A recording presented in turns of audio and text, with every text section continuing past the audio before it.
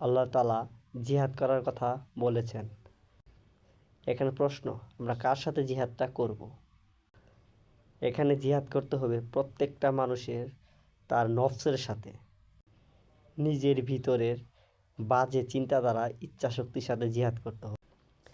আমাদের ভিতরে খান্নাস নামক একটি শয়তান আছে, সেই শয়তানের সাথে জিহাদ করতে হবে।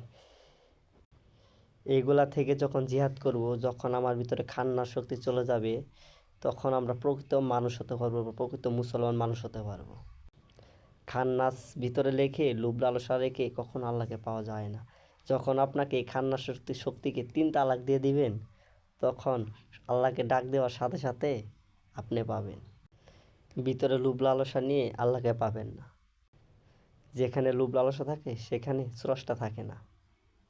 তাই তো আল্লাহ বলেছেন, তোমরা আমাকে ডাকো, আমি সাথে সাথে জবাব দেব। তাহলে জবাবটা দেয় না কেন? আমাদের জন্য, আমাদের ভিতরে খান্নাস শক্তির জন্য। এই খান্নাস শক্তিকে দমন করতে হবে আমাদের। তাই আমরা প্রত্যেকেই নিজের নফসের সাথে জিহাদ করব। সবাই দোয়া রাখবেন। আসসালামু আলাইকুম।